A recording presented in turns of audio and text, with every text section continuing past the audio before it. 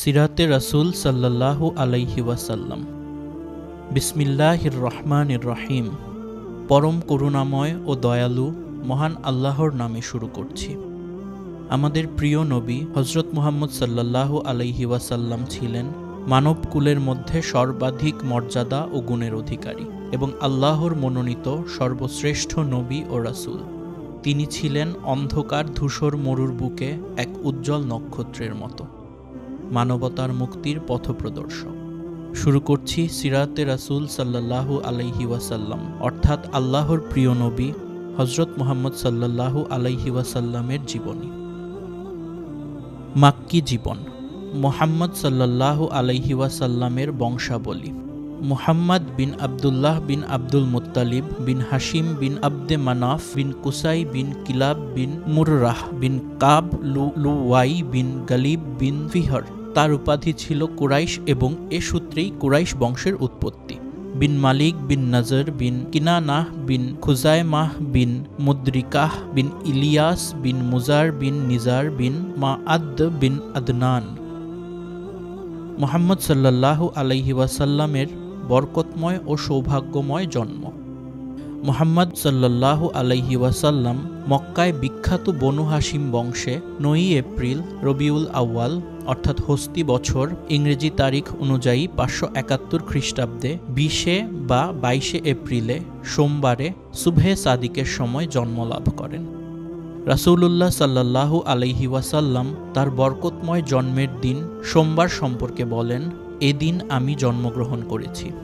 রাসূলুল্লাহ সাল্লাল্লাহু আলাইহি ওয়াসাল্লাম তার জন্ম সম্পর্কে বলেন, আমার পিতা অর্থাৎ পূর্বপুরুষ ইব্রাহিম আলাইহিসসালাম এর দুয়ার ফসল ঈসা আলাইহি ওয়াসাল্লাম নিজ জাতিকে যে আমার সম্পর্কে সুসংবাদ দিয়েছিলেন তার বহিঃপ্রকাশ, এবং আমার আম্মা যে স্বপ্ন দেখেছিলেন তার দেহ হতে একটি নূর নির্গত হয়ে শাম দেশের রাজপ্রাসাদ সমূহকে আলোকিত করল।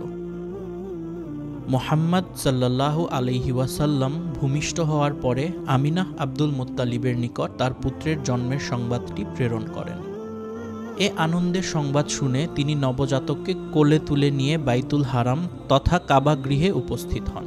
অপূর্ব সুষমামণ্ডিত এ শিশুর মুখমণ্ডলে আনন্দাশ্রু সজল দৃষ্টি নিক্ষেপ করে আল্লাহর শুকরিয়া আদায় করেন এবং নবজাতকের জন্য সার্বিক কল্যাণ ও মঙ্গলের জন্য দোয়া করেন।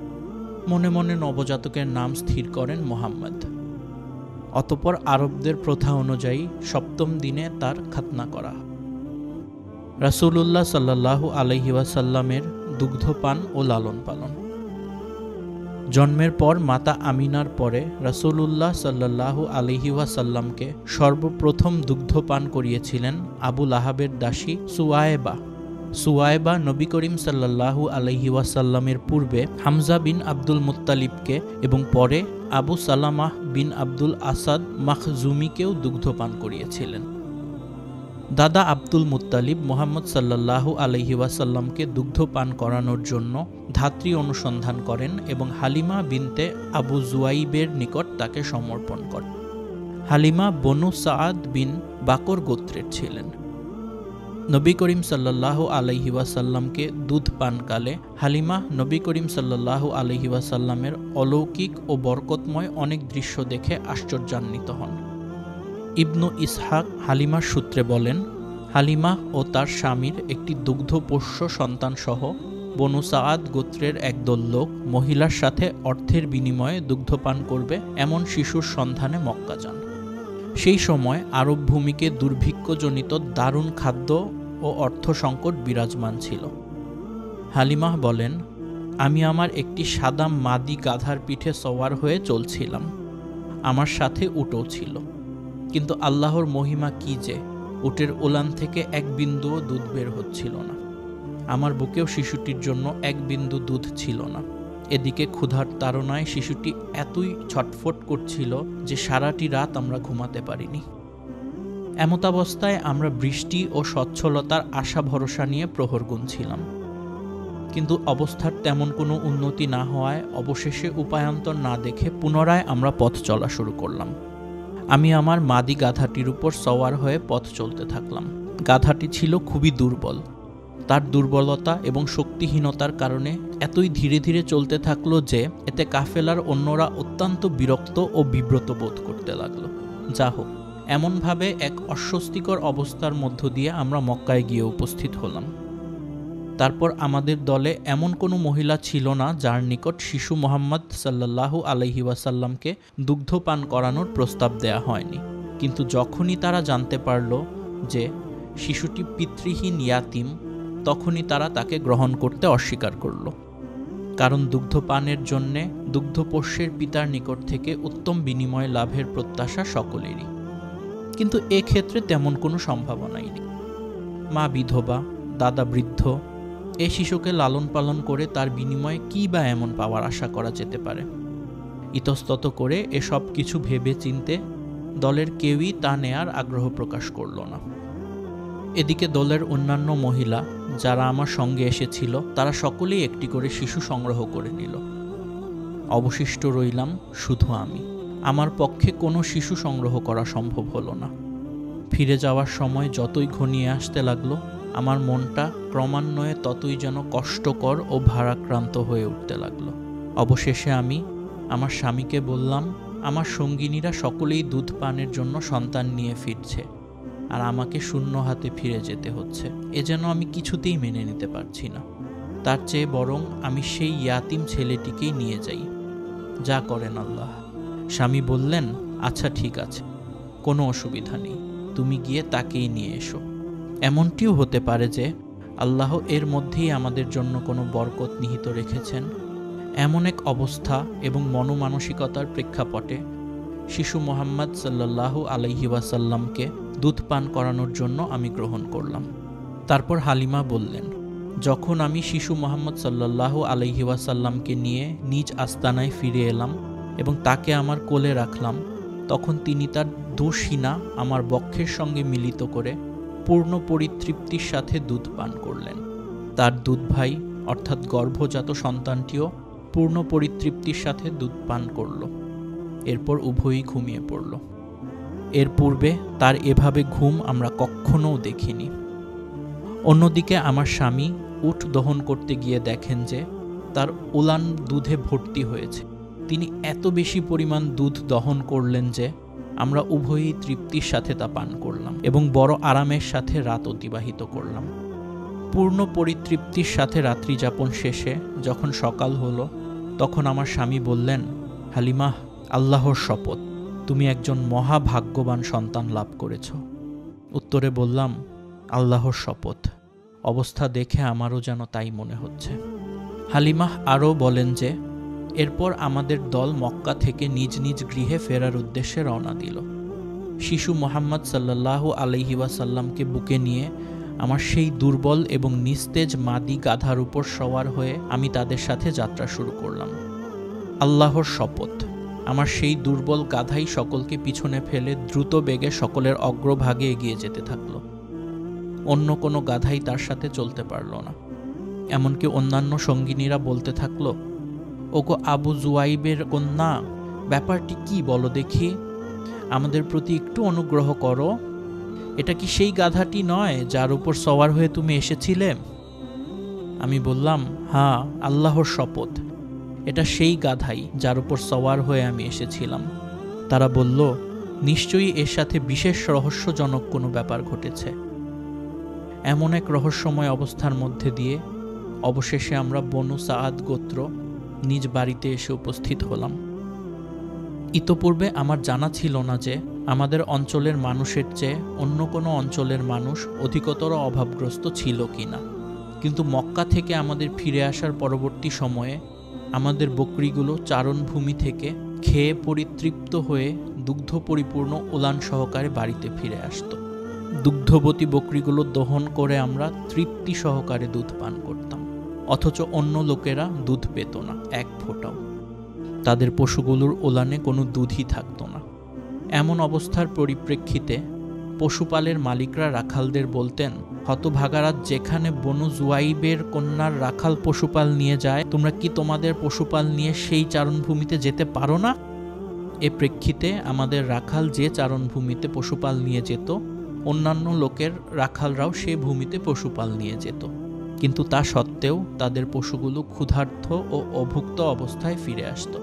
সে সকল পশুর উলানে দুধও থাকতো না, অথচ আমাদের বকরিগুলো পরিতৃপ্তি ও উলানে পূর্ণ মাত্রায় দুধ সহকারে বাড়িতে ফিরত। আল্লাহ তাআলার পক্ষ থেকে প্রত্যেকটি কাজকর্মে আমরা বরকত লাভ করতে থাকলাম। এভাবে সেই ছেলের 2 বছর অতিবাহিত হয়ে গেল। আমি তাকে দুধ পান করানো বন্ধ করে দিলাম। অন্যান্য শিশুদের তুলনায় এই শিশুটি এত সুন্দরভাবে বেড়ে উঠতে থাকলেন যে 2 বছর পুরো হতে না হতেই তার দেহ বেশ শক্ত ও সুঠাম হয়ে গড়ে উঠল। লালন পালনের মেয়াদ 2 বছর পূর্ণ হওয়ায় আমরা তাকে তার মাতার নিকট নিয়ে গেলাম। কিন্তু তাকে নিয়ে যাওয়ার পর থেকে আমাদের সংসার জীবনে সচ্ছলতা ও বরকতের যে সুফল আমরা ভোগ করে আসছিলাম, তাতে আমরা মনের কোণে একটি গোপন ইচ্ছে পোষণ করে আসছিলাম যে তিনি যেন আরও কিছুকাল আমাদের নিকটে থাকেন। তার মাতার নিকট আমাদের গোপন ইচ্ছে ব্যক্ত করে বললাম যে তাকে আরও কিছু সময় আমাদের সাথে থাকতে দিন, যাতে তিনি সুস্বাস্থ্য ও সুঠাম দেহের অধিকারী হয়ে ওঠেন। অধিকন্তু মক্কায় মহামারীর প্রাদুর্ভাব সম্পর্কেও আমরা কিছুটা ভয় করছি। আমাদের বারংবার অনুরোধ ও আন্তরিকতায় আশ্বস্ত হয়ে তিনি মুহাম্মদ সাল্লাল্লাহু আলাইহি ওয়াসাল্লামকে পুনরায় নিয়ে যাওয়ার ব্যাপারে সম্মতি দান করলেন। বক্ষ বিতরণ। ইবনু ইসহাকের বর্ণনা মতে রাসূলুল্লাহ সাল্লাল্লাহু আলাইহি ওয়াসাল্লাম বনু সাদ গোত্রের 2য় দফায় অবস্থানকালে মুহাক্কিকগণের বর্ণনা মতে জন্মের 4র্থ বা 5ম বছরে তার বক্ষ বিদারণের ঘটনাটি ঘটে। আনাস রাদিয়াল্লাহু আনহু হতে বর্ণিত, বাল্যকালে রাসূলুল্লাহ সাল্লাল্লাহু আলাইহি ওয়াসাল্লাম সমবয়সী বালকদের সাথে খেলাধুলা করছিলেন। এমন সময় জিবরিল আলাইহিসসালাম তার নিকট আসলেন এবং তাকে ধরে ভূপাতিত করলেন। অতঃপর তার বক্ষ বিদীর্ণ করে কলিজা হতে 1 খণ্ড রক্তপিণ্ড বের করে বললেন, আপনার দেহের অভ্যন্তরে এটা শয়তানের অংশ। অতঃপর তা একটি স্বর্ণ পাত্রে রেখে জমজমের পানি দ্বারা ধৌত করলেন। অতঃপর উক্ত পিণ্ডটিকে যথাস্থানে রেখে জোড়া লাগালেন। এই ঘটনা দেখে খেলার সঙ্গী বালকেরা দ্রুত তার দুধমা হালিমার নিকট এসে বলল যে মুহাম্মদ সাল্লাল্লাহু আলাইহি ওয়াসাল্লামকে হত্যা করা হয়েছে। অতঃপর তারা ঘটনাস্থলে এসে তাকে বিষণ্ণ চেহারায় পেল। আনাস রাদিয়াল্লাহু আনহু বলেছেন, আমি রাসূলুল্লাহ সাল্লাল্লাহু আলাইহি ওয়াসাল্লামের বক্ষের সেলাইটি দেখতাম। স্নেহময় মায়ের কোলে প্রত্যাবর্তন ও মায়ের মৃত্যু। বক্ষ বিদারণের ঘটনায় দুধমা হালিমা অত্যন্ত ভীত সন্ত্রস্ত হয়ে রাসূলুল্লাহ সাল্লাল্লাহু আলাইহি ওয়াসাল্লামকে তার মায়ের নিকট ফেরত দেন। রাসূলুল্লাহ সাল্লাল্লাহু আলাইহি ওয়াসাল্লাম 6 বছর মা হালিমার ঘরে বড় হন। মা আমিনা সন্তান ফেরত পাওয়ার পর ইয়াসরিব গিয়ে স্বামীর কবর জিয়ারত করার ইচ্ছা করেন। তারপর শ্বশুর আব্দুল মুত্তালিবের অনুমতি ও ব্যবস্থাপনায় শিশুপুত্র মুহাম্মদ সাল্লাল্লাহু আলাইহি ওয়াসাল্লাম ও পরিচারিকা উম্মু আয়মানকে সাথে করে মক্কা মদিনার মধ্যবর্তী 500 কিলোমিটার পথ অতিক্রম করে মদিনায় পৌঁছেন। জিয়ারত শেষে মদিনাতে 1 মাস অবস্থানের পর মক্কায় প্রত্যাবর্তন করার জন্য মদিনা ত্যাগ করেন। পথ চলার এক পর্যায়ে আমিনাহ অসুস্থ হয়ে পড়েন। অসুস্থতা বৃদ্ধি পেতে থাকে। অবশেষে শিশু ইয়াতিম নবী মুহাম্মদ সাল্লাল্লাহু আলাইহি ওয়াসাল্লাম ও আত্মীয় স্বজনকে শোক সাগরে ভাসিয়ে আবুয়া নামক স্থানে মৃত্যুবরণ করে। স্নেহময় দাদার স্নেহছায়ার আশ্রয়ে ও দাদার মৃত্যু। পিতামাতা সন্তানের জন্য নরম মাটির মতো এবং আকাশের ছায়ার মতো। নবী মুহাম্মদ সাল্লাল্লাহু আলাইহি ওয়াসাল্লামের সেই নরম মাটি ও আকাশের ছায়ার অনুপস্থিতিতে বেঁচে রইলেন বৃদ্ধ দাদা। স্নেহময় পিতামহের স্নেহছায়ার আশ্রয়ে মক্কায় অবস্থান করলেন। প্রাণের ধন প্রিয় পুত্র আব্দুল্লাহর মৃত্যুতে আব্দুল মুত্তালিব যতটা কষ্ট ব্যথা অনুভব করেছিলেন, তার চেয়ে অনেক অনেক বেশি কষ্ট ও ব্যথা পেয়েছেন পুত্রবধূ আমিনার মৃত্যুতে। কারণ শিশু ইয়াতিমের একমাত্র অবলম্বন ছিলেন মা। মায়ের মৃত্যুতে আর কোনো অবলম্বন ও স্নেহময় আশ্রয় রইল না। এরপর স্নেহ ভালোবাসায় ঔরসজাত সন্তানের চেয়েও বেশি মাত্রায় তাকে স্নেহ ছায়ার আশ্রয়ে লালন পালন করতে লাগলেন। ইবনু হিশামের বর্ণনায় আছে যে কাবাগৃহের ছায়ায় আব্দুল মুত্তালিবের জন্য একটি বিশেষ আসন ছিল। আব্দুল মুত্তালিব এ আসনে বসতেন এবং সন্তানগণ সেই আসনের পার্শ্ববর্তী স্থানে বসতেন।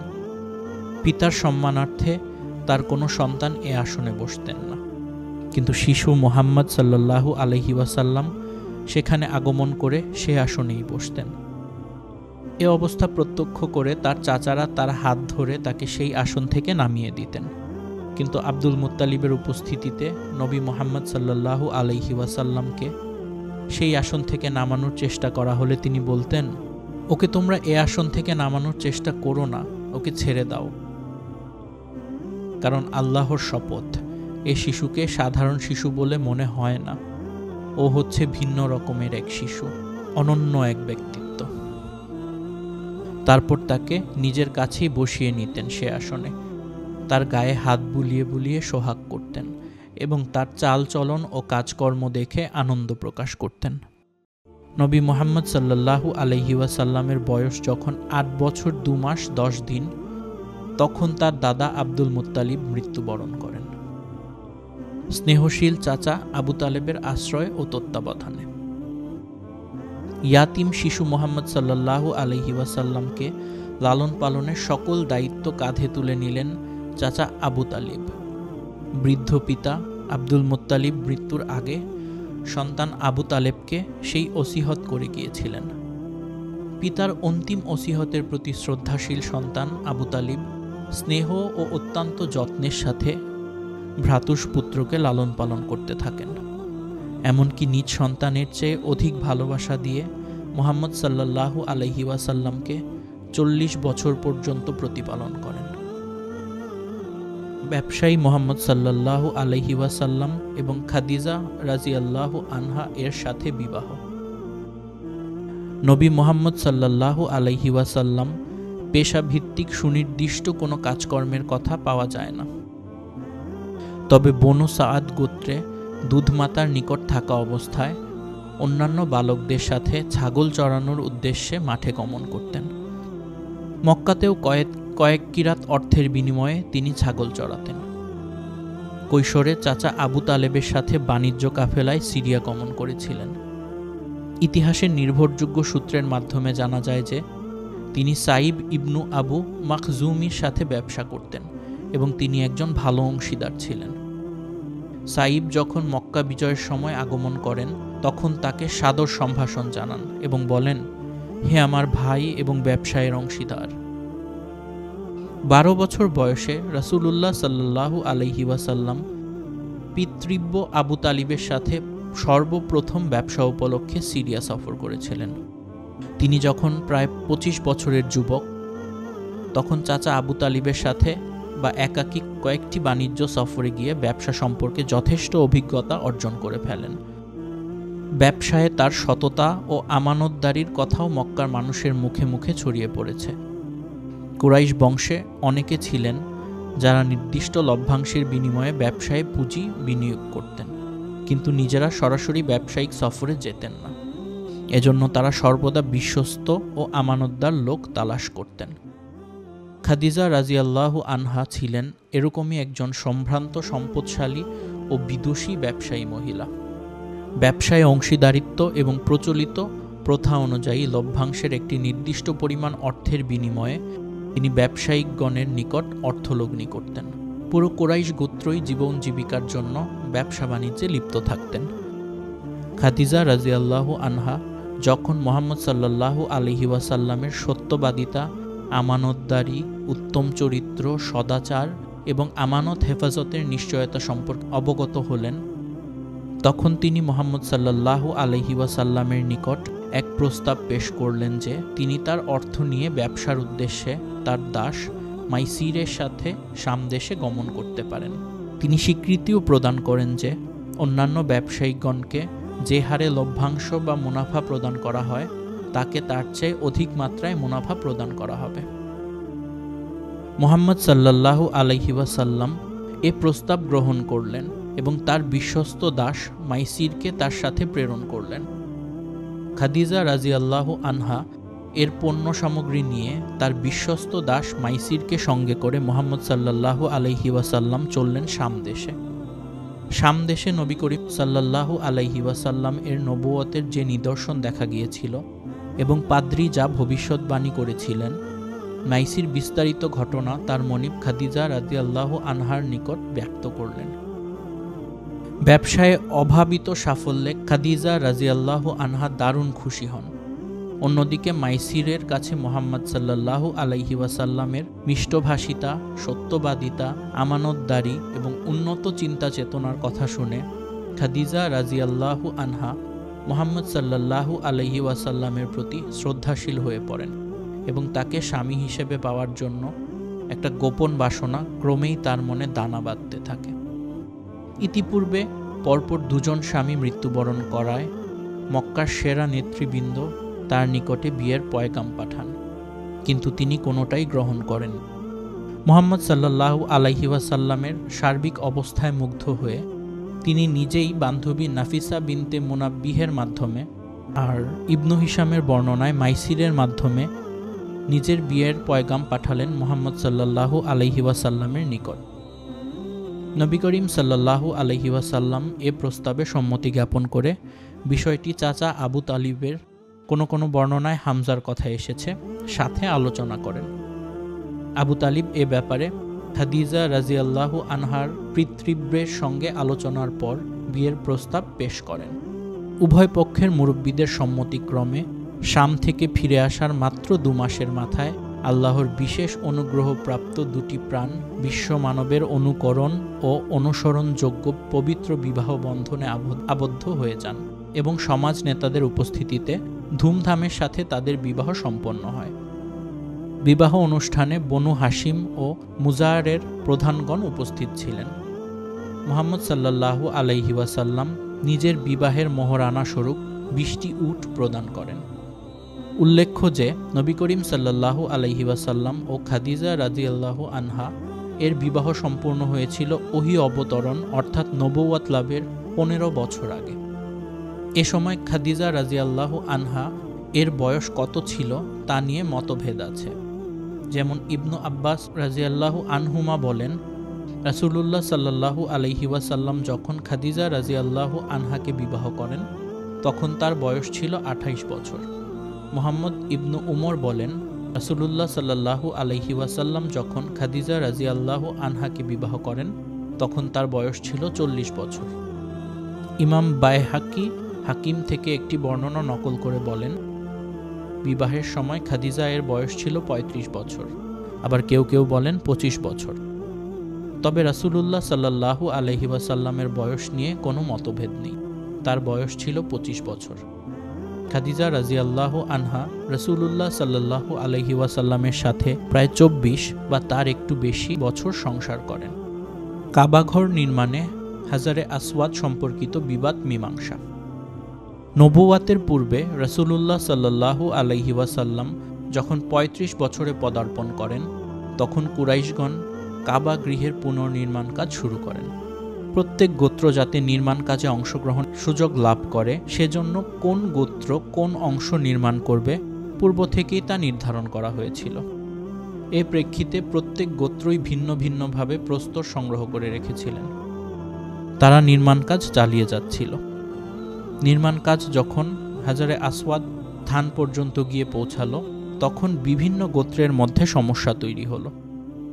সকল গোত্রই হাজারে আসওয়াদ স্থাপন করার মহাগৌরব অর্জন করবে বলে সিদ্ধান্ত নিল এবং সকলেই তাদের দাবিতে অনড়।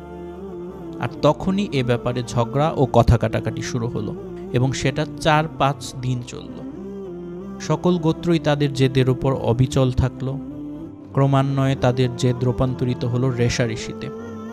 সকল গোত্রের মধ্যেই চলছে সাজ রব। হারামে শুরু হলো অস্ত্রের মহড়া। নরমপন্থীগণ সকলেই আতঙ্কিত, কখন যে যুদ্ধ বেঁধে যায়। এমন বিভীষিকাময় এক অবস্থার প্রেক্ষাপটে বর্ষিয়ান নেতা আবু উমাইয়া মাখজুমি এ সমস্যা সমাধানের একটি পথ ও পন্থা বের করলেন। তিনি সকলকে লক্ষ্য করে প্রস্তাব করলেন যে আগামীকাল সকালে যে ব্যক্তি সর্বপ্রথম মসজিদুল হারামে প্রবেশ করবেন তার উপরেই এ বিবাদ মীমাংসার দায়িত্ব অর্পণ করা হোক। সকলেই এ প্রস্তাবের প্রতি সমর্থন জ্ঞাপন করলেন। আল্লাহর কি অপার মহিমা! দেখা গেল সকল আরববাসীর প্রিয় পাত্র ও শ্রদ্ধেয় আল আমিনী অর্থাৎ মুহাম্মদ সাল্লাল্লাহু আলাইহি ওয়াসাল্লাম সর্বপ্রথম মসজিদুল হারামে প্রবেশ করেছেন। মুহাম্মদ সাল্লাল্লাহু আলাইহি ওয়াসাল্লামের প্রবেশ করা দেখে সকলেই চিৎকার করে উঠল, এই যে আলামিন, আমরা সকলেই তার উপর সন্তুষ্ট, এ যে মুহাম্মদ সাল্লাল্লাহু আলাইহি ওয়াসাল্লাম।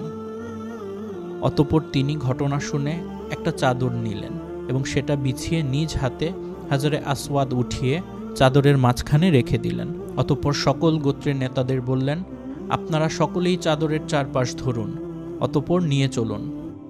সবাই মিলে চাদরকে যখন কাবার নিকটে হাজরে আসওয়াদ রাখার স্থানে পৌঁছালো, তখন তিনি স্বীয় মোবারক হাতে পাথরটি উঠিয়ে যথাস্থানে রেখে দিলেন। এ মীমাংসা সকলেই হৃষ্টচিত্তে মেনে নিলেন। তিনি অত্যন্ত সুন্দর, সহজ, সুশৃঙ্খল ও সঙ্গত পন্থায় জ্বলন্ত একটি বিবাদের মীমাংসা করলেন। রাসূলুল্লাহ সাল্লাল্লাহু আলাইহি ওয়াসাল্লাম এর নবুয়াত পূর্ব চারিত্রিক গুণাবলী। নবী করিম সাল্লাল্লাহু আলাইহি ওয়াসাল্লাম ছিলেন সর্বোত্তম চরিত্রের অধিকারী, সর্বাধিক শিষ্টাচারী, নম্র, ভদ্র, সদালাপী, সদাচারী। কাজকর্ম ছিল আকর্ষণীয়, মহানুভবতা ছিল সকল যুগের জন্য অনুসরণ ও অনুকরণযোগ্য। তিনি ছিলেন সবচেয়ে দয়ার্দ্র চিত্ত, দূরদর্শী, সূক্ষ্মদর্শী ও সত্যবাদী। মিথ্যা কখনো তাকে স্পর্শ করতে পারেনি। তার সত্যবাদিতার জন্য তিনি এতটাই প্রসিদ্ধ ও প্রশংসনীয় ছিলেন যে আরববাসীগণ তাকে আল আমিন বলে আহ্বান করত। তিনি তার সুতীক্ষ্ণ বুদ্ধি বিবেচনা এবং নির্ভুল নিরীক্ষণ ও পর্যবেক্ষণ ক্ষমতার দ্বারা মানব সমাজের প্রকৃত অবস্থা, দল বা গোত্রসমূহের গতিবিধি ও মন মানসিকতা, মানুষের পারস্পরিক সম্পর্ক ইত্যাদি বিষয়গুলো অনুধাবনের মাধ্যমে সঠিক সিদ্ধান্ত গ্রহণে সক্ষম হতেন। তিনি ছিলেন সবচেয়ে নির্ভরযোগ্য আমানতদার, অসহায় দুস্থদের দায়িত্ব বহনকারী, সদাচারী এবং পথের দুর্দশাগ্রস্তকে সাহায্যকারী। খাদিজা রাজিয়াল্লাহু আনহা নবী করিম সাল্লাল্লাহু আলাইহি ওয়াসাল্লামের নবুওয়াত পূর্ব চারিত্রিক গুণাবলীর সাক্ষ্য দিতেন যে তিনি আত্মীয় স্বজনের সঙ্গে সদাচরণ করতেন, অসহায় দুস্থদের দায়িত্ব বহন করতেন, নিঃস্বকে সহযোগিতা করতেন, মেহমানদের আপ্যায়ন করতেন এবং হক পথের দুর্দশাগ্রস্তকে সাহায্য করতেন। মহান আল্লাহর পক্ষ থেকে তিনি লাভ করেছিলেন তীক্ষ্ণ বুদ্ধি, যাবতীয় জ্ঞানের পরিপূর্ণতা এবং উদ্দেশ্য সাধনে সাফল্য লাভের নিশ্চয়তা। তিনি দীর্ঘ সময় যাবৎ নীরবতা অবলম্বনের মাধ্যমে নিরবিচ্ছিন্ন জ্ঞান ও অনুসন্ধান কাজে রত থাকতেন এবং বিষয়ের খুঁটিনাটি সম্পর্কে সুদূর প্রসারী চিন্তাভাবনার মাধ্যমে ন্যায় ও সত্যের উদ্ঘাটন করতে সক্ষম হতেন। জাহিলি সমাজের অন্যায়, অশ্লীলতা, অনাচার ও পাপাচার পরিবেষ্টিত সমাজে বসবাস করেও তিনি ছিলেন সবকিছুর ঊর্ধ্বে, সবকিছু থেকে মুক্ত ও পবিত্র। মদ পানকারীদের সংস্পর্শে থেকেও কোনোদিন মদ পান ও স্পর্শ করেননি। দেবদেবীদের নামে জবেহকৃত পশুর গোশত কখনো ভক্ষণ করেননি এবং মূর্তির নামে অনুষ্ঠিত কোনো প্রকার খেলাধুলায় কখনো অংশগ্রহণ করেননি। মোট কথা, তিনি নবুওয়াত পূর্ব জীবনে মহান আল্লাহর খাস রহমত, হেফাজত, রক্ষণাবেক্ষণ এবং প্রত্যক্ষ পরিচালনাধীনে লালিতপালিত, পরিচালিত ও নিয়ন্ত্রিত হয়েছেন। যেমন হাদিসে এসেছে, জাবির ইবনু আবদুল্লাহ রাজিয়াল্লাহু আনহুমা বলেন, কাবাঘর পুনর্নির্মাণের সময় নবী করিম সাল্লাল্লাহু আলাইহি ওয়াসাল্লাম ও আব্বাস রাজিয়াল্লাহু আনহু পাথর বহন করছিলেন। আব্বাস রাজিয়াল্লাহু আনহু নবী করিম সাল্লাল্লাহু আলাইহি ওয়াসাল্লামকে বললেন, তোমার লুঙ্গিটি কাঁধের উপর দিয়ে নাও। তিনি তা করলে মাটিতে পড়ে গেলেন এবং তার উভয় চোখ আকাশের দিকে তাকিয়ে থাকল। তখন তিনি বললেন, আমার লুঙ্গি দাও, এবং তা বেঁধে নিলেন। হেরা গুহায় ওহির সূচনা। রাসূলুল্লাহ সাল্লাল্লাহু আলাইহি ওয়াসাল্লামের বয়স যখন 40 বছর, তখন তার নিকট নির্জনতা প্রিয় হয়ে ওঠে। খাবার ও পানি সাথে নিয়ে মক্কা নগরী হতে 2 মাইল দূরত্বে অবস্থিত জাবালে নূর অর্থাৎ নূর পর্বতের হেরা গুহায় নির্জনে অবস্থান করতেন ও ধ্যানমগ্ন থাকতেন। আপন পরিবারের অর্থাৎ খাদিজার নিকটে ফিরে এসে কিছু খাদ্য সামগ্রী সঙ্গে নিয়ে যাওয়ার পূর্বে এভাবে সেখানে তিনি এক নাগারে বেশ কয়েকদিন মহান আল্লাহর ইবাদতে মগ্ন থাকতেন। অতঃপর খাদিজা রাদিয়াল্লাহু আনহায়ের নিকটে ফিরে এসে আবার একই সময়ের জন্য কিছু খাদ্যদ্রব্য নিয়ে যেতেন। এভাবে হেরা গুহায় অবস্থানকালে তার নিকট জিবরিল ওহী নিয়ে আসলো এবং বলল, পাঠ করুন। আল্লাহর রসুল সাল্লাল্লাহু আলাইহি ওয়াসাল্লাম বলেন, আমি পড়তে জানি না। রাসূলুল্লাহ সাল্লাল্লাহু আলাইহি ওয়াসাল্লাম বলেন, সে আমাকে জড়িয়ে ধরে এমনভাবে চাপ দিল যে আমার খুব কষ্ট হলো। অতঃপর সে আমাকে ছেড়ে দিয়ে বলল, পাঠ করুন। আমি বললাম, আমি তো পড়তে জানি না। সে দ্বিতীয়বার আমাকে জড়িয়ে ধরে এমনভাবে চাপ দিল যে আমার খুব কষ্ট হলো। অতঃপর সে আমাকে ছেড়ে দিয়ে বলল, পাঠ করুন। আমি উত্তর দিলাম, আমি তো পড়তে জানি না। রাসূলুল্লাহ সাল্লাল্লাহু আলাইহি ওয়াসাল্লাম বলেন, অতঃপর তৃতীয়বারে তিনি আমাকে জড়িয়ে ধরে চাপ দিলেন। তারপর ছেড়ে দিয়ে বললেন, পাঠ করুন আপনার রবের নামে, যিনি সৃষ্টি করেছেন মানুষকে জমাট রক্তপিণ্ড থেকে। পাঠ করুন, আর আপনার রব অতিশয় দয়ালু। অতঃপর এ আয়াত নিয়ে আল্লাহর রাসূল সাল্লাল্লাহু আলাইহি ওয়াসাল্লাম প্রত্যাবর্তন করলেন। তার হৃদয় তখন কাঁপছিল। তিনি খাদিজা রাদিয়াল্লাহু আনহা এর নিকট এসে বললেন, আমাকে চাদর দ্বারা আবৃত করো, আমাকে চাদর দ্বারা আবৃত করো। তারা তাকে চাদর দ্বারা আবৃত করলেন, এমনকি তার শঙ্কা দূর হলো। তখন তিনি খাদিজা রাদিয়াল্লাহু আনহা এর নিকট ঘটনা বৃত্তান্ত জানিয়ে তাকে বললেন, আমি নিজেকে নিয়ে শঙ্কা বোধ করছি।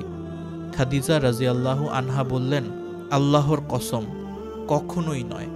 আল্লাহ আপনাকে কখনো লাঞ্ছিত করবেন না। আপনি তো আত্মীয় স্বজনের সঙ্গে সদাচরণ করেন, অসহায় দুস্থদের দায়িত্ব বহন করেন, নিঃস্বকে সহযোগিতা করেন, মেহমানদের আপ্যায়ন করেন এবং হক পথের দুর্দশাগ্রস্তকে সাহায্য করেন। অতঃপর তাকে নিয়ে খাদিজা রাদিয়াল্লাহু আনহা তার চাচাতো ভাই ওয়ারাকাহ ইবনু নাওফালের নিকট গেলেন, যিনি অন্ধকার যুগে ঈসাই ধর্ম গ্রহণ করেছিলেন। তিনি ইব্রানি ভাষায় লিখতে পারতেন এবং আল্লাহর তৌফিক অনুযায়ী ইব্রানি ভাষায় ইনজিল হতে ভাষান্তর করতেন। তিনি ছিলেন অতি বৃদ্ধ। খাদিজা রাদিয়াল্লাহু আনহা তাকে বললেন, হে চাচাতো ভাই, আপনার ভাতিজার কথা শুনুন। ওয়ারাকাহ তাকে জিজ্ঞেস করলেন, ভাতিজা, তুমি কি দেখো? তখন রাসূলুল্লাহ সাল্লাল্লাহু আলাইহি ওয়াসাল্লাম যা দেখেছিলেন সবই বর্ণনা করলেন। তখন ওয়ারাকাহ তাকে বললেন, এটা সেই বার্তাবাহক যাকে আল্লাহ মুসা আলাইহি ওয়াসাল্লামের নিকট পাঠিয়েছিলেন। আফসোস, আমি যদি সেদিন যুবক থাকতাম। আফসোস, আমি যদি সেদিন জীবিত থাকতাম, যেদিন তোমার কওম তোমাকে বহিষ্কার করবে। রাসূলুল্লাহ সাল্লাল্লাহু আলাইহি ওয়াসাল্লাম বললেন, তারা কি আমাকে বের করে দিবে? তখন ওয়ারাকাহ ইবনু নাওফিল বললেন, হ্যাঁ, তুমি যা নিয়ে এসেছো অনুরূপ ওহী কিছু যিনি নিয়ে এসেছেন তার সঙ্গেই বৈরিতাপূর্ণ আচরণ করা হয়েছে। সেদিন যদি আমি থাকি তখন তোমাকে জোরালোভাবে সাহায্য করব। এর কিছুদিন পর ওয়ারাকাহ রাদিয়াল্লাহু আনহু ইন্তেকাল করেন আর ওহীর বিরতি ঘটে। রাসূলুল্লাহ সাল্লাল্লাহু আলাইহি ওয়াসাল্লাম বলেছেন, একদা আমি হাঁটছি, হঠাৎ আসমান হতে একটি শব্দ শুনতে পেয়ে আমার দৃষ্টিকে উপরে তুললাম। দেখলাম সেই ফেরেশতা যিনি হেরা গুহায় আমার নিকট এসেছিলেন, আসমান ও জমিনের মাঝে একটি আসনে উপবিষ্ট। এতে আমি শঙ্কিত হলাম। অবিলম্বে আমি ফিরে এসে বললাম, আমাকে চাদর দ্বারা আবৃত করো, আমাকে চাদর দ্বারা আবৃত করো। অতঃপর আল্লাহ তাআলা অবতীর্ণ করলেন, হে বস্ত্রাবৃত রাসূল, উঠুন, সতর্ক করুন আর আপনার রবের শ্রেষ্ঠত্ব ঘোষণা করুন এবং স্বীয় পরিধেয় বস্ত্র পবিত্র রাখুন এবং অপবিত্রতা থেকে দূরে থাকুন। সূরা আল মুদ্দাসসির। ইসলামের প্রচার ও প্রসারে আত্মনিয়োগ। মহান আল্লাহ রাসূলুল্লাহ সাল্লাল্লাহু আলাইহি ওয়াসাল্লামকে তাওহীদের প্রচার ও প্রসারে আত্মনিয়োগ করার নির্দেশ প্রদান করে বলেন, ওহে বস্ত্র আবৃত ব্যক্তি, উঠুন, সতর্ক করুন আর আপনার প্রতিপালকের শ্রেষ্ঠত্ব ঘোষণা করুন।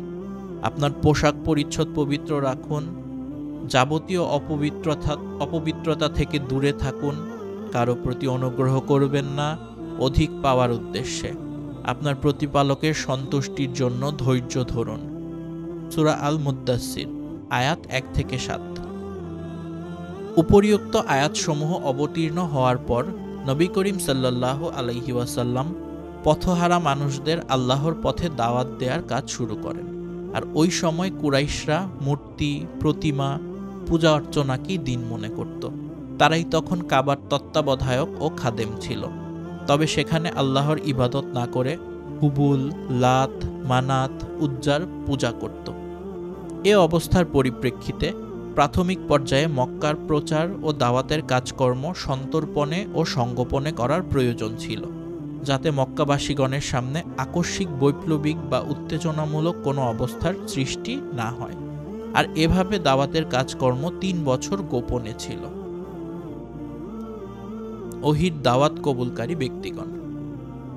নবী করিম সাল্লাল্লাহু আলাইহি ওয়াসাল্লামের পরিবারের লোকজন, ঘনিষ্ঠ আত্মীয়, বন্ধু বান্ধব, নিকটবর্তী সবচেয়ে কাছের ঘনিষ্ঠ ও নির্ভরযোগ্য যারা ছিলেন, প্রথমে তিনি তাদেরকেই ওহী তথা ইসলামের দাওয়াত পেশ করেছিলেন। তিনি তাদেরকেই দাওয়াত করেছিলেন যাদের মুখমণ্ডলে কল্যাণ এবং সত্যপ্রীতির আভাস সুস্পষ্ট ছিল, যারা নবী করিম সাল্লাল্লাহু আলাইহি ওয়াসাল্লামের সততা, সত্যবাদিতা, আমানতদারিতা, ন্যায়নিষ্ঠতা এবং পরিষ্কার পরিচ্ছন্নতা সম্পর্কে সুবিদিত ছিলেন এবং তার প্রতি অনুরক্ত ও শ্রদ্ধাশীল ছিলেন। তারা নবী করিম সাল্লাল্লাহু আলাইহি ওয়াসাল্লামের প্রথম দাওয়াতেই জাহিলিয়াতের কার্যক্রম পরিত্যাগ করে তার আহ্বানে সাড়া দিয়ে ইসলাম কবুল করেন এবং প্রথম মুসলিম হওয়ার এক দুর্লভ গৌরব অর্জন করেন। উল্লেখযোগ্য ব্যক্তিরা হলেন উম্মুল মুমিনিন নবীপত্নী খাদিজাতুল কুবরা রাদিয়াল্লাহু আনহা, তার স্বাধীনতাপ্রাপ্ত কৃতদাস যায়েদ বিন হারিসা, রাসূলুল্লাহ সাল্লাল্লাহু আলাইহি ওয়াসাল্লামের চাচাতো ভাই আলী ইবনু আবু তালিব রাদিয়াল্লাহু আনহু, যিনি তখন ছোট ছিলেন, এবং আবু বকর সিদ্দিক রাদিয়াল্লাহু আনহু। আবু বকর সিদ্দিক রাদিয়াল্লাহু আনহু এর ঐকান্তিক প্রচেষ্টায় ওসমান, জুবাইর, আব্দুর রহমান বিন আউফ, সাদ বিন আবি ওয়াক্কাস এবং তালহা বিন উবায়দুল্লাহ রাদিয়াল্লাহু আনহুম ইসলাম গ্রহণ করেন। এছাড়াও নবী করিম সাল্লাল্লাহু আলাইহি ওয়াসাল্লামের দাওয়াতে প্রাথমিক অবস্থায় দাওয়াত কবুলকারী ব্যক্তিদের মধ্যে অন্যতম বিলাল হাবশি, আবু উবায়দাহ, আবু সালামাহ, আরকাম, উসমান বিন মাসউদ এবং তার 2 ভাই কুদামা এবং আবদুল্লাহ, উবায়দাহ বিন হারিস, সাইদ বিন জায়দ এবং তার স্ত্রী, উমর ইবনুল খাত্তাবের বোন ফাতিমাহ বিনতে খাত্তাব, খাব্বাস বিন আরাত, জাফর বিন আবু তালিব ও তার স্ত্রী আসমা বিনতে উমায়াস, খালিদ বিন সাইদ, আস আল উমাবি ও তার স্ত্রী আমিনাহ বিনতে খালাফ, তার ভাই আমর বিন সাইদ বিন আস, হাতিব বিন হারিস জুমাহি ও তার স্ত্রী ফাতিমাহ বিনতে মুখাল্লিল ও তার ভাই খাত্তাব বিন হারিস এবং তার স্ত্রী ফুকাইয়াহ বিনতে ইয়াসার ও তার ভাই মামার বিন হারিস, মুত্তালিব বিন আজহার জুহরি ও তার স্ত্রী রামলাহ বিনতে আবু আউফ, নাউম বিন আবদুল্লাহ, আবদুল্লাহ বিন মাসউদ, মাসউদ বিন রাবিআহ, আবদুল্লাহ বিন জাহশ আসাদি ও তার ভাই আহমাদ বিন জাহশ, শুআইব বিন সিনান রুমি, আম্মার বিন ইয়াসার, তার পিতা ইয়াসার ও মাতা সুমাইয়া এবং আমির বিন পুহাইরাহ, উম্মু আইমান বারাকাত হাবশি, উম্মুল ফজল লুবাবাতুল কুবরা বিনতে হারিস, আব্বাস বিন আব্দুল মুত্তালিবের স্ত্রী, আসমা বিনতে আবু বকর সিদ্দিক রাদিয়াল্লাহু আনহুম। প্রকাশ্যে ইসলামের প্রচার ও প্রসারে আত্মনিয়োগ। মহান আল্লাহ বলেন, আর আপনি সতর্ক করুন আপনার নিকটাত্মীয় স্বজনদের। সূরা আশ-শুআরা 26-214। মহান আল্লাহ নবী করিম সাল্লাল্লাহু আলাইহি ওয়াসাল্লামকে ইসলামের প্রচার ও প্রসারের নির্দেশ করেন তখনই যখন ভ্রাতৃত্ব বন্ধনে আবদ্ধ ও পরস্পরের সাহায্য সহযোগিতার মাধ্যমে মুমিনদের একটি দল সৃষ্টি হলো। ইসলাম নিজ অবস্থানের কিছুটা শক্তিশালী হলো এবং নবী করিম সাল্লাল্লাহু আলাইহি ওয়াসাল্লাম ও সাহাবিগণ ওহীর বোঝা বহনের মতো যোগ্যতা অর্জন করল। এ আয়াত অবতীর্ণ হওয়ার পর নবী করিম সাল্লাল্লাহু আলাইহি ওয়াসাল্লাম প্রথমে বনু হাশিম গোত্রকে একত্রিত করে এক সম্মেলনের আয়োজন করেন। অতঃপর স্বগোত্রীয় লোকজনদের একত্রিত করে দ্বিতীয় সম্মেলনের আয়োজন করেন এবং তাদেরকে উদ্দেশ্য করে বলেন, সমস্ত প্রশংসা আল্লাহ তাআলার জন্য। আমি তার প্রশংসা করছি এবং তারই নিকট সাহায্য প্রার্থনা করছি। তার উপর বিশ্বাস স্থাপন করছি, তার উপরেই নির্ভর করছি এবং সাক্ষ্য প্রদান করছি যে আল্লাহ ব্যতীত সত্য কোনো মাবুদ নেই। তিনি একক এবং অদ্বিতীয়, তার কোনো অংশীদার নেই। তিনি আরও বলেন, কল্যাণকামী পথপ্রদর্শক স্বীয় আত্মীয় পরিজনদের নিকট কখনোই মিথ্যা বলতে পারেন না। সেই আল্লাহর শপথ যিনি ব্যতীত অন্য কোনো উপাস্য নেই। বিশেষভাবে তোমাদের জন্য এবং সাধারণভাবে বিশ্বের সকল মানুষের জন্য আমি আল্লাহর রাসূল হিসাবে প্রেরিত হয়েছি। আল্লাহ জানেন তোমরা সকলেই সেভাবেই মৃত্যুর সম্মুখীন হবে যেমনটি বিছানায় শুয়ে ঘুমিয়ে পড়ো, এবং সেভাবেই পুনরায় উত্থিত হবে যেমনটি তোমরা ঘুমন্ত অবস্থা থেকে জাগ্রত হও।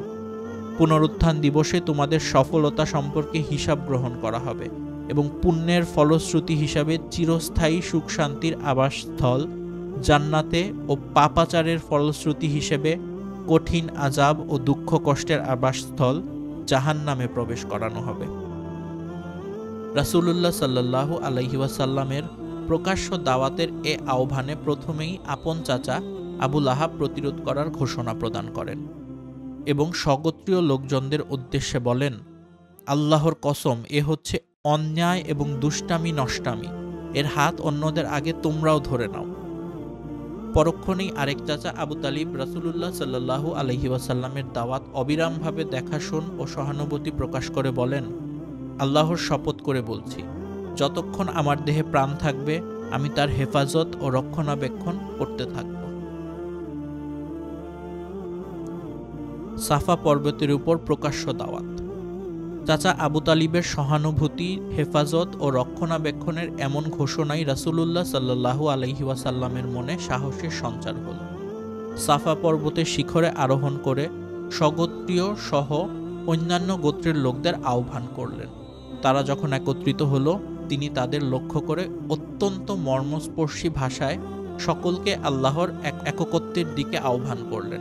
হাদিসে এসেছে, ইবনু আব্বাস রাদিয়াল্লাহু আনহুমা বলেন, যখন আর আপনি সতর্ক করুন আপনার নিকটাত্মীয় স্বজনদের। সূরা আশ-শুআরা আয়াত 214। এই আয়াত নাজিল হয় তখন নবী করিম সাল্লাল্লাহু আলাইহি ওয়াসাল্লাম সাফা পাহাড়ে উঠলেন এবং হে বনি ফিজর এই আয়াত নাজিল হয় তখন নবী করিম সাল্লাল্লাহু আলাইহি ওয়াসাল্লাম সাফা পাহাড়ে উঠলেন এবং হে বনি ফিহর, হে বনি আদি বলে কুরাইশদের বিভিন্ন গোত্রকে উচ্চ স্বরে ডাক দিলেন। এতে তারা সকলে সমবেত হলো। অতঃপর তিনি বললেন, বলতো, আমি যদি এখন তোমাদেরকে বলি যে এই পাহাড়ের উপত্যকায় একটা অশ্বারোহী সৈন্যবাহিনী তোমাদের উপর অতর্কিত আক্রমণের জন্য প্রস্তুত রয়েছে, তবে কি তোমরা আমাকে বিশ্বাস করবে? সমবেত সকলে বলল, হ্যাঁ, কারণ আমরা আপনাকে সর্বদাই সত্যবাদী পেয়েছি। তখন তিনি বললেন, আমি তোমাদের সম্মুখে একটি কঠিন আযাব সম্পর্কে সাবধান করে দিচ্ছি। উপর এক বর্ণনায় আছে, নবী করিম সাল্লাল্লাহু আলাইহি ওয়াসাল্লাম ডাক দিলেন, হে আব্দে মানাফের বংশধর, প্রকৃতপক্ষে আমার ও তোমাদের দৃষ্টান্ত হলো সেই ব্যক্তির ন্যায় যে শত্রু সৈন্যকে দেখে আপন কৌমকে বাঁচানোর জন্য চলল, অতঃপর আশঙ্কা করল যে দুশমন তাদের উপর আগে এসে আক্রমণ করে বসতে পারে, তাই সে উচ্চস্বরে ইয়া সাবাহা বলে সতর্ক করতে লাগল। আবু হুরায়রা রাদিয়াল্লাহু আনহু বলেন, যখন আর আপনি সতর্ক করুন আপনার নিকটাত্মীয় স্বজনদের এই আয়াতটি নাজিল হলো, তখন নবী করিম সাল্লাল্লাহু আলাইহি ওয়াসাল্লাম কুরাইশদের ডাক দিলেন। তারা সমবেত হলে তাদের মধ্য থেকে তিনি বিশেষ বিশেষ গোত্রকে ডাক দিয়ে বললেন, হে কাব ইবনু দুইয়ার বংশধর, তোমরা নিজেদেরকে জাহান্নামের আগুন হতে বাঁচাও। হে মুররা ইবনু কাবের বংশধর, তোমরা নিজেদেরকে জাহান্নামের আগুন থেকে মুক্ত করো। হে আব্দে শামসের বংশধর, তোমরা নিজেদেরকে জাহান্নামের আগুন থেকে বাঁচাও। হে আব্দে মানাফের বংশধর, তোমরা নিজেদেরকে জাহান্নামের আগুন থেকে বাঁচাও। হে বানি হাশেমের বংশধর, তোমরা নিজেদেরকে জাহান্নামের আগুন হতে বাঁচাও। হে আব্দুল মুত্তালেবের বংশধর, তোমরা নিজেদেরকে জাহান্নামের আগুন হতে বাঁচাও। হে ফাতেমা, তুমি নিজেকে জাহান্নামের আগুন হতে বাঁচাও, কেননা আল্লাহর আযাব হতে রক্ষা করার ক্ষমতা আমার নেই, তবে তোমাদের সাথে নিকট আত্মীয়তার সম্পর্ক রয়েছে, তা আমি সদ্যবহার দ্বারা সিক্ত করব। সহিহ বুখারী ও সহিহ মুসলিমের যৌথ বর্ণনায় আছে, নবী করিম সাল্লাল্লাহু আলাইহি ওয়াসাল্লাম বললেন, হে কুরাইশ সম্প্রদায়, তোমাদের জানকে তোমরা খরিদ করে নাও, অর্থাৎ জাহান্নামের আগুন হতে আত্মরক্ষা করো। আমি তোমাদের উপর হতে আল্লাহর আযাব কিছুই দূর করতে পারবো না। হে আব্দে মানাফের বংশধর, আমি তোমাদের উপর হতে আল্লাহর আযাব কিছুই দূর করতে পারবো না। হে আব্বাস ইবনু আব্দুল মুত্তালিব, আমি তোমার উপর হতে আল্লাহর আযাব কিছুই দূর করতে পারবো না। হে রাসূলুল্লাহ সাল্লাল্লাহু আলাইহি ওয়াসাল্লামের ফুফি সাফিয়া, আমি তোমাকে আল্লাহর আযাব হতে বাঁচাতে পারবো না। হে মুহাম্মাদের কন্যা ফাতেমা, আমার কাছে দুনিয়াবি ধন সম্পদ হতে যা ইচ্ছা তাই চাইতে পারো, কিন্তু আমি তোমাকে আল্লাহর আযাব হতে রক্ষা করতে পারবো না।